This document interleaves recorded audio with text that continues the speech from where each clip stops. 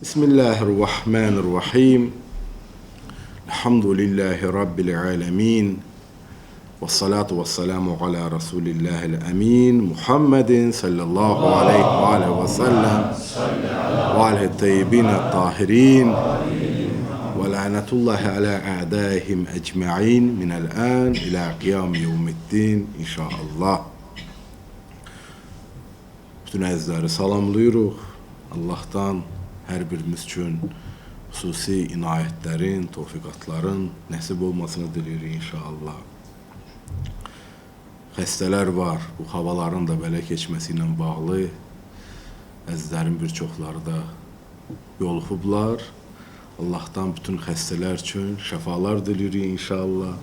Cəmdə olan, cəmin nəzərində olan xəstələr üçün şəfa diləyirik. İltimas dua eləyənlər var.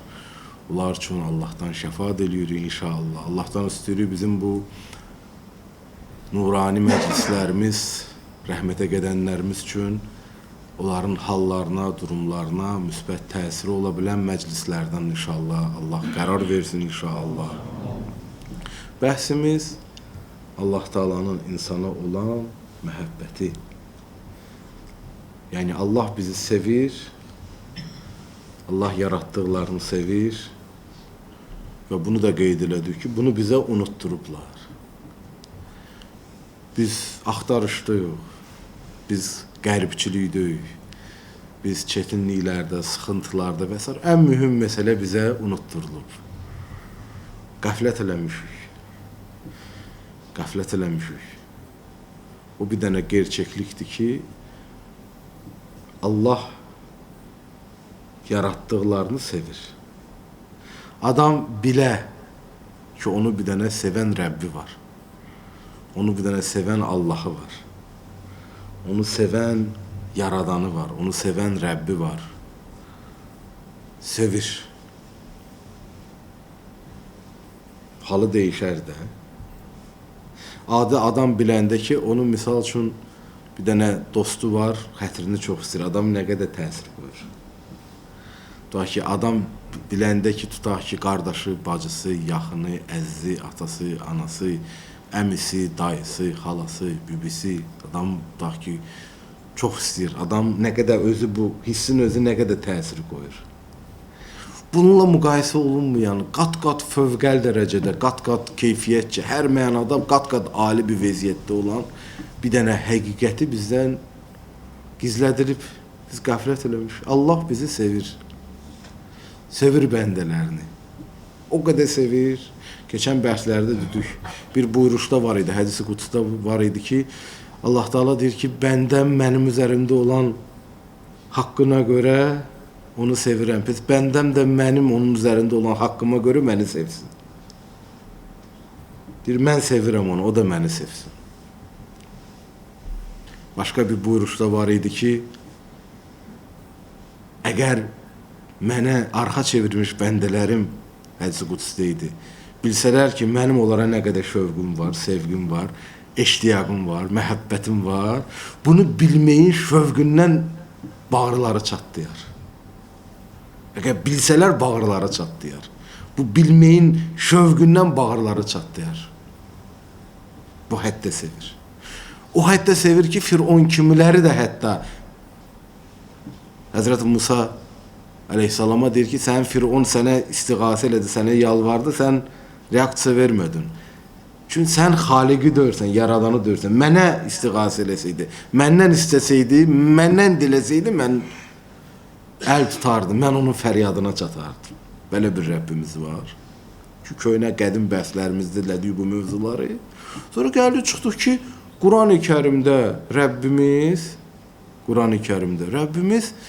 sevdiyi bəndələrin keyfiyyət və xüsusiyyətlərini vurğulayır. Məsəl üçün, səbr edənləri sevir. Əxlaq ustadları deyir ki, yəni ümumən səbr sevilməli bir şeydir. Və kimdə bu xüsusiyyət yaşana, nə həddə yaşana, o həddə sevgi qazanır. Allahın sevgisini qazanır.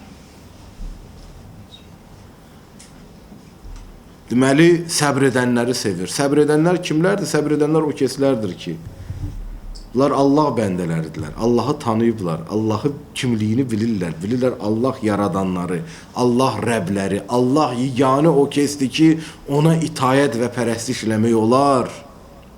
Və Allah elə belə yaratmayıb.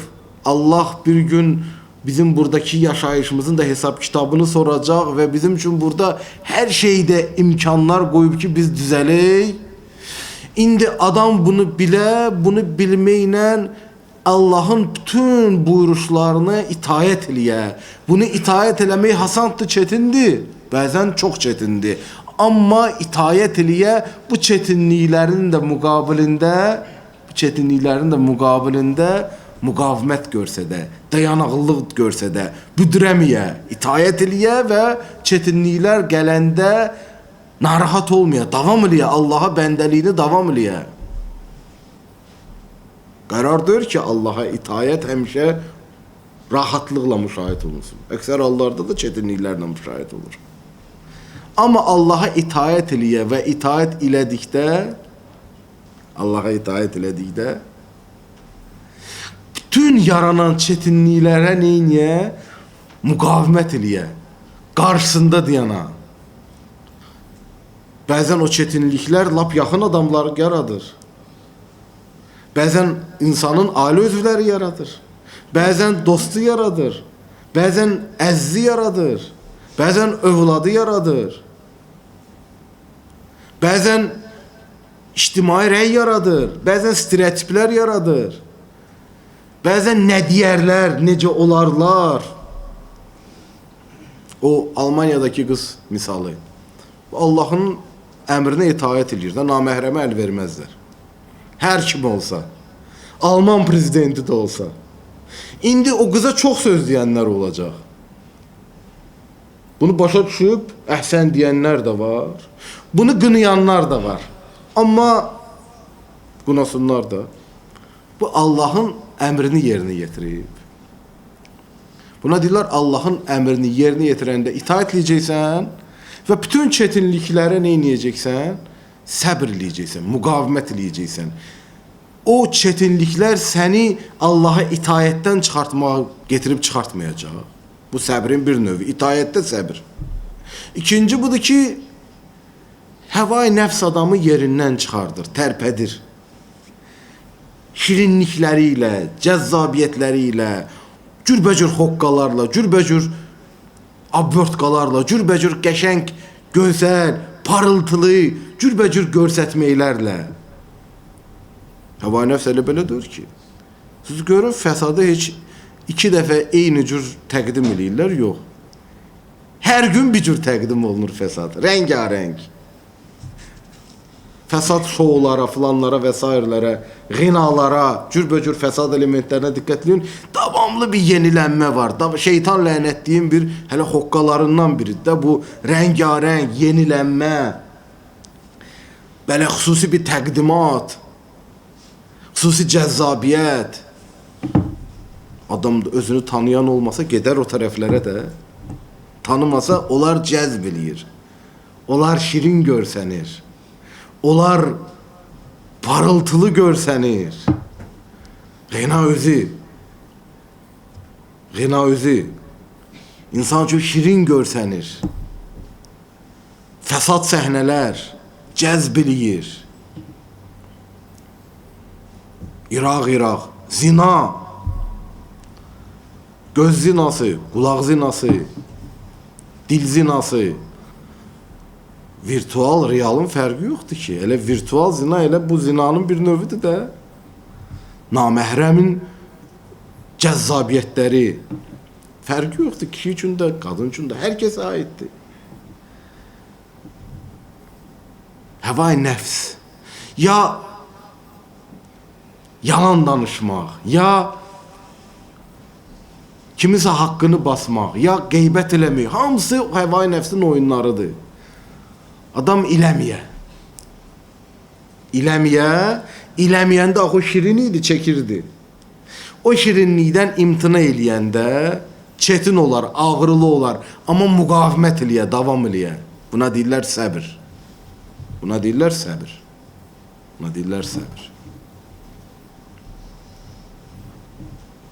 Bəzən deyir, səpərəm. Qeybət eləməsə səpər deyir. Mənə elə gəlir ki, mən bu gün qeybət eləməsəm özümə yer tapa bilmirəm. İnsanlar bəzən bu qədər öyrəşib günaha. Günahı da bəzən şirin görsədirlər. Günah günahdır. Həmişə günahdır. Hər gündə günahdır. Hər formada günahdır. Hər zamanda günahdır. Misal üçün, içki günahdır. İçki günahdır. İçki içmək, spirtli içki içmək günahdır. Heç bir şərait, heç bir vəziyyət, heç bir hal içkinin içilməsini günahlıqdan çıxartmır. Xüsusən də uşaqları içkiyə sövq eləmək. Da indi din rajdeniyada ad gündür, bugün olar içmək. Yəni nəsə indi təmtəraqlı bir gündür, bugün eybi yox. Da bugün uşaq da içsə olar, qadın da içsə olar. Hər bir insana haramdır, kişisinə də haramdır, qadınına da haramdır, uşağına da haramdır. Təşviq eləyən də böyük bir günah eləyir.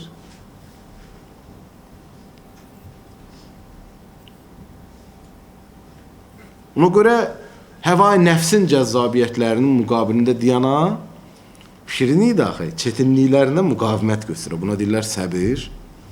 Üçüncü də müsibətlər. Allah göstərməz. Amma həyat gerçəkliyi bu cürdür ki, insan həyatında sarsıntıları olur, itkiləri olur, yaxınlarını itirir. Nəsə gözləntiləri olur, alınmır. Kənar müsibətlər. Dostu da dünyasını dəyişir, yaxını da dünyasını dəyişir. Cürbəcür hadisələr olur. Kənar müsibətlər gəlir, onu sirkəliyir. Adam o müsibətlər müqabilində dayanaqlıq görsə də, müqavimət göstərə, hardaydı Allah bəndəliyində oradan davam eləyə. Ağırdır, çox çətindir. Amma deyə mən Allahdan gəlmişəm, Allaha doğru qaydacam. Davam eləyə. Davam eləyə. Bunu davam eləmək üçün, itayətdə səbir eləmək üçün, günah qarşısında səbir eləmək üçün, müsibət qarşısında səbir eləmək üçün gerək Allahla təması ola, Allahla rabitəsi ola. Allahla ünsiyyəti ola. Müsibətin böyüyü budur, bizim müsibətimiz dində bəzən baş tutur. Biz Allahla təmasımız əlimizdən alınır. Bizim Allahla rabitəmiz əlimizdən alınır. Bizim Allahla vaxtımız qoyulmayıb ünsiyyətimiz ola. Bizim təvəssülümüz əlimizdən alınıb, kumeylimiz əlimizdən alınıb, minbərlər əlimizdən alınıb, muidə dinləmə tövfiqatları əlimizdən çıxıb. Ən böyük müsibət dində müsibətdir. Ən böyük müsibət budur ki, adam aqibəti ilə bağlı faciəvi vəziyyətdə ola və ayılmaya. Bundan böyük müsibət yoxdur ki. Dünya müsibəti nəhayətən dünyadır da, burada qalacaq. Dünya nəhayətən burada qalacaq. Necə bir dənə telefondur, biri götürür, səhvən bir dənə nəsə iş görür orada. Piriformat olur, nə var idi yox olur.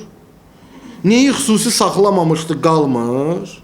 Bu dünyada da bütün bərbəzəyi ilə, bütün hər şeyi ilə, hər məsələsi ilə neyi aqibətlə bağlamamsan, neyi Allahla bağlamamsan, neyi ixlasla eləməmsən, neyi niyyətin düz olmayıb, hamısı burada itib gedəcək, burada qalacaq, yox olacaq. Biz olur da bir adam da telefonunda bir iş çıxardır, piriformat eləyir, nə şəkilləri var idi, gedir, nə qeydləri var idi, gedir. Bir xeyli narahat olur, o yan, bu yan, o tərəf, bu tərəf. Bu boyda həyat, bu boyda yaşayış, əgər seyv eləməmsən, əgər Allaha bağlamamsan, əgər Allaha aid eləməmsən, əgər aqibətin üçün eləməmsən, hamısı gedəcək. Hərəmiz bir dənə bu faciəni başa düşməliyik. İtirəcək. İtirəcək. Müsibət, ən böyük müsibət adamın dinində müsibət olar. Vecinə olmaz. Heç belə eyninə almaz ki, eşin nə olur olsun da. Ondan böyük müsibət yoxdur ki. Bu oldu nə səbr edənlər. Allah səbr edənləri sevir. Bəhsimizdə oldu ki, vallahu yuhibbus sabirin. Allah Taala səbr edənləri sevir. Sonra gəldik bəhsimizdə oldu ki, fə innallaha yuhibbul muttaqin. Allah Taala təqvalıları sevir. Allah Taala təqvalıları sevir. İstəyirik bizi sevsin, təqvaya riayət edək. Təqva nədir? Harada ilahi rəng var ona boyanaq. Harada yoxdur, oradan uzaq olaq.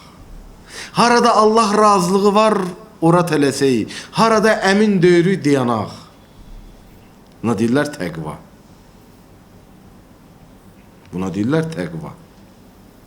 Təqva budur ki, nə Allah üçündür edək. Harda Allah mərkəziyyəti yoxdur, harda Allah məhvəriyyəti yoxdur, harda Allah üçünlük yoxdur, eləməyək. Buna deyirlər təqva. Yemək yiyirik, yadımızdan çıxıb qəflət eləmişik. Birdən ayılırıq ki, Allahın huzurunda bu nemətindən bəhrələnirik. Tez bu yemək yeməmizi Allah üçün eləyək. Ruzu dalıca gedirik. Gözəl, mübarək, nurani bir işdir. Şərəfli bir işdir. Amma bunu Allah üçün etməyimizin fərqində olaq. Əvvəl adam hələ-hələ də ruzu dalıca hələ-hələ gedir. Sonra yadından çıxır, adiləşir. Hələ fərqində olaq ki, biz Allaha bəndə olmaq üçün, ləyaqətli həyat yaşamaq üçün bu ruzu dalıca gedirik. Təqvaya riayət eləsək, təqvaya riayət eləmək üçün nə lazımdır? Tanıyaq kimdir Rəbbimiz? Biz kimik? Biz burada nə varımızda ondandır? Bir an nəzər salmasa bura itirərik. Bir an halımıza nəzər salmasa məhv olarıq. Bir an lütfünü çəksə yox olarıq. Adam bir bu duyğusu ola, bu hiss eləyə, bu ilahi xofa malik ola, əldən verməyə necə yaşayar? Buna deyirlər təqva. Ya günah eləyir, deyir, ay Allah, mən bu günahlardan hara gedib çıxaram? Mən bu günahlarla hara gedib çıxaram? Qorxar, günah eləməkdən qorxar. Yalan danışmaqdan qorxar. İsraf eləməkdən qorxar. Qəlb qırmaqdan qorxar.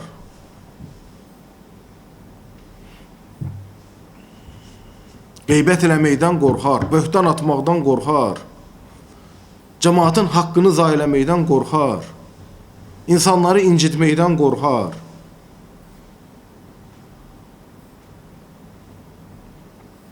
Buna deyirlər ilahi təqva.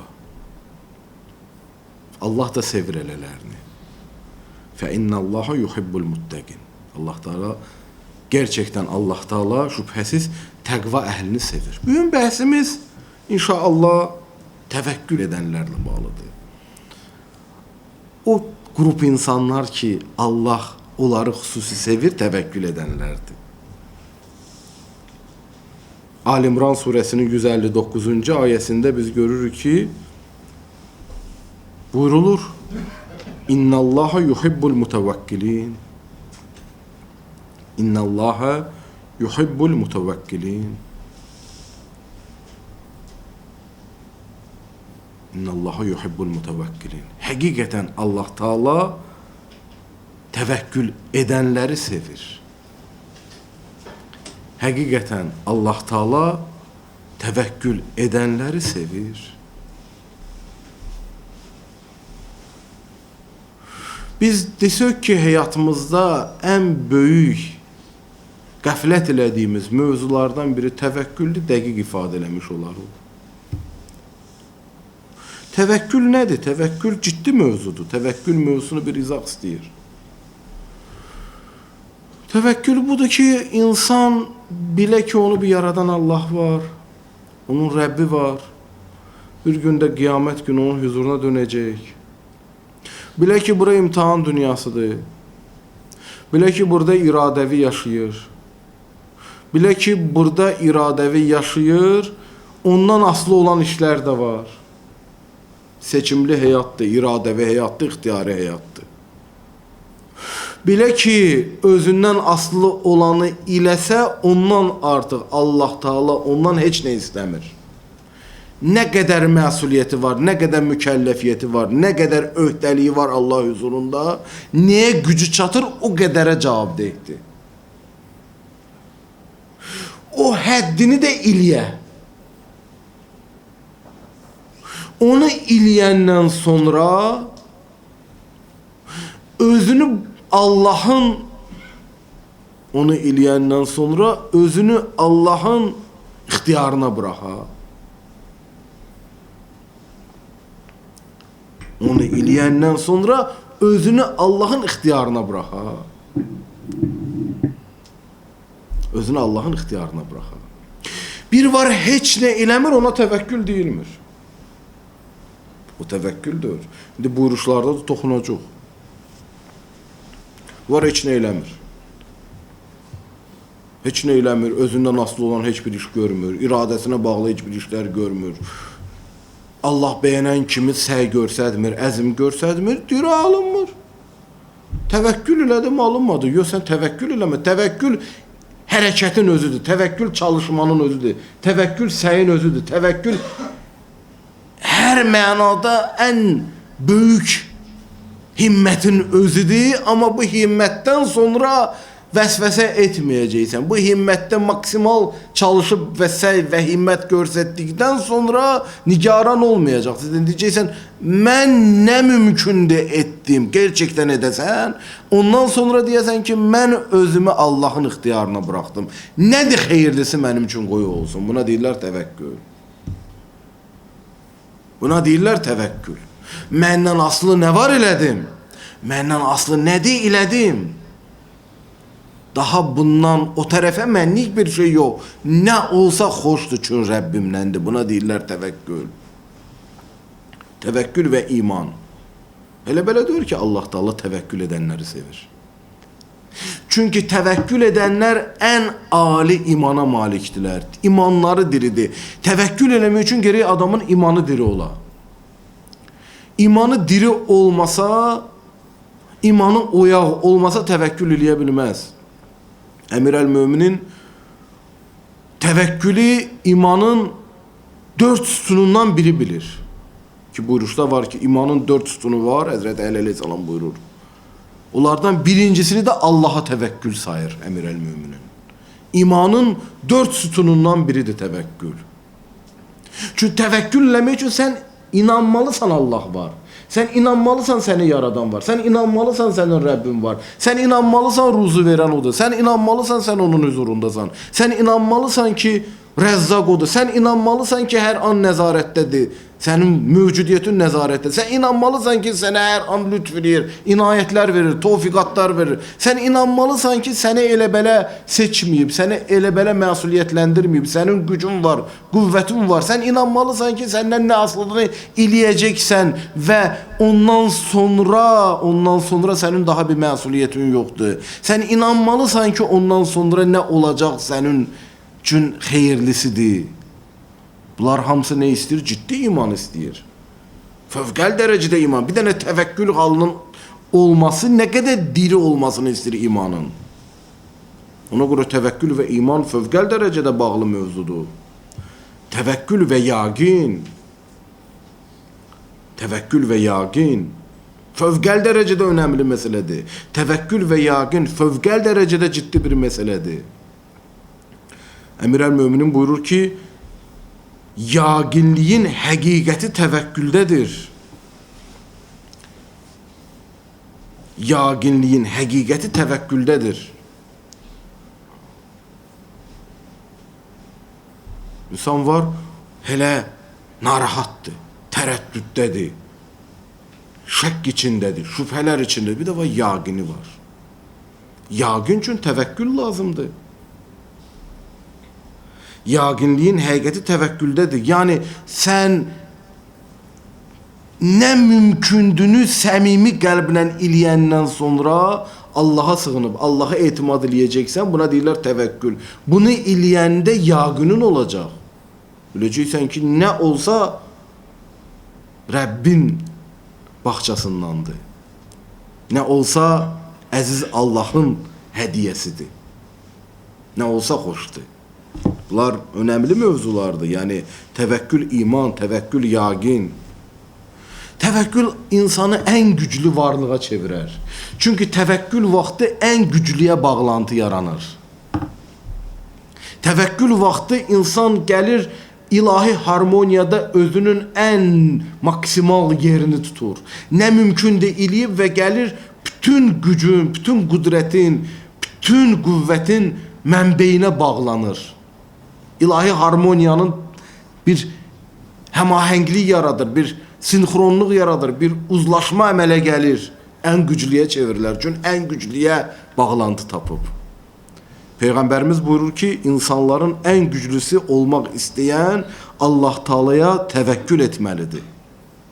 Allah Taalaya təvəkkül etməlidir. Çünki təvəkkül vaxtı Allahla bağlantı var. Ən güclü ilə bağlantı var. Əmir əl-Möminin bir gün bir məscidə daxil olur. Gör məscidin küncündə sağ-sağlam adamlar bir dəstə yığılıb. Deyirsiniz, kimsiz? Deyir, biz təvəkkül eləyənlərik. Həzrət buyurur ki, yox, siz müftəxorlarsınız. Yəni, təvəkkülün avaraçılığıyla, təvəkkülün tənbəlliylə, təvəkkülün heç nə eləməməklə heç bir adiyyəti yoxdur. Təvəkkül odur ki, sən Allah huzurunda mükəlləfiyyətini, məsuliyyətini dərk edib eləyəsən. Müftəxorluqla təvəkkül daban-dabana zidd olan mövzulardır. Bu da bir çox ciddi nöqtələrdən biri budur. 2 dənə nöqtəyə toxunaq, yekunlaşdıraq bir gün inşallah. Biz təəssüflər olsun ki, bir gün övladlarımızın da tərbiyəsində o səhvi buraxırıq. Bizlər ki, heç nə məktəb, nə universitet, nə təhsil sistemi, nə filan, nə dünya, neçə əsrlərdir bu mövzuları iqnorlayıb və gedir, dalana gəlib dirənir, depressiyalar, aləm qarışıb bir-birinə, müsibətlər və s. və s. və s. İnsanlar Allaha etimad, Allaha təvəkkülləmə mədəniyyətindən uzaq salınıb. Özü kimilərə arxalanır, özü kimilərə sığınır, sonra həyal qırıqlığı yaşayır. Həzrət Rasulullah buyurur ki, Allahdan qeyrisinə arxalanma ki, Allah səni onun kimisinə tapşırar. Həm də Allaha sığınım, həm də Allaha bağlanım, həm də Allahdan istəyim, həm də bir xəstəni həkimə aparanda biz görək də bu həkim nə edir. Həm də Allaha qurban olum.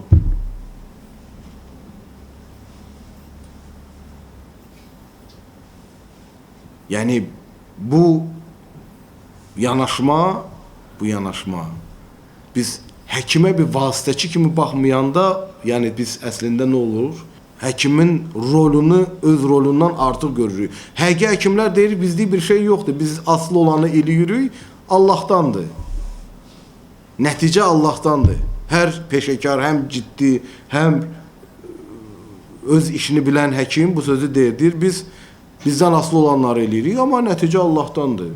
Yəni, əslində bilən həkimlər, gerçək həkimlər bunu belə deyirlər.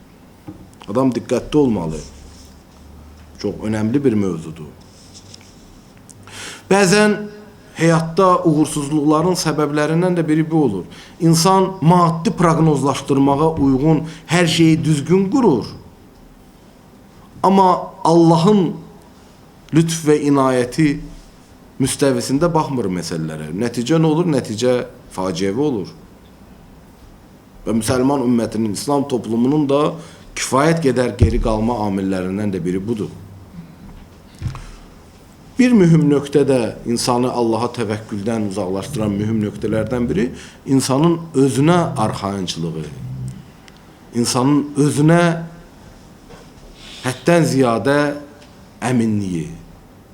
Əmir əl-Möminin buyurur ki, özünə əminlikdən çəkin. Çünki bu şeytanın ən böyük tələlərindən biridir.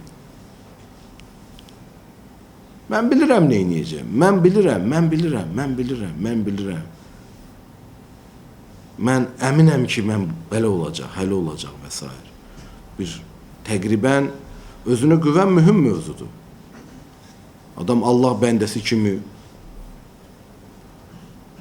Allaha sığına və Allahdan kömək istəyə və Allahın huzurunda bir özünə güvəni olur bir Allah bəndəsi kimi. Bu çox mühüm xüsusiyyətdir. Amma qəflət vəziyyətində insan gələ elə özü ilə bağlı, özüm eləyəcəm, özüm bacaracam, özüm belə, özü hələ bərəkət gedər həyatdan, necə ki gedir. Hər halda ciddi mövzulardır və deməli, Ali İmran surəsinin 159-cu ayəsində də biz vurğulandı ki, Rəbbimiz təvəkkül edənləri sevir. İnnallâhe yuhibbul mutevəkkilin. Allahdan hamımız üçün həqiqi təvəkkül etmə tövfiqatını diliyoruz. Əgər bacarsaq, həyatımızda ilahi rəng əmələ gələr. Əgər bacarsaq. Allahla bağlantımız yaranır. Hərəkətə gələrik. Ruhiyyəmiz yenilənər. Həyatımızın bərəkəti əmələ gələr. Allah bizlər üçün yeni şəraitlər yaradar. Bunlar hamısı buyuruşlarda var. Allaha gedən ən böyük müvəffəqiyyət, uğur nərdivanı təvəkküldür. Allahım, aqibətlərimizi xeyirli eylə. Bizi öz başına bıraxma günah. İnşallah. Cəmdə olan, cəmin nəzərində olan xəstələrə şəfa inayət eylə. Allahım, İman əhlinə bol-bol ruzu nəsib eylə. Borcuların borcularını qaytarmağa nəsib eylə. Dilə gələn, dilə gəlməyən müşküllər var, çətinliklər var. Onlara xüsusi bir nəzər salgına. Allahım, ailələrimizi, övladlarımızı xüsusi nəzarətində inşallah bəyəndiyin halda mövcudluqlarını təmin eylə. Allahım, əziz Mevlanın nurani qəlbini bizlərdən razı eylə. Allahım, əziz məraciylərimizi, xüsusən də vilayət mənsəbinin ömrünü uzun və bərəkətli qərar verginə. İnşallah deyilən duaların dərəcəyə qəbula çatmasına xatır nurani Muhammədi salavat. Allahümmə salli ala Muhamməd və aleyhi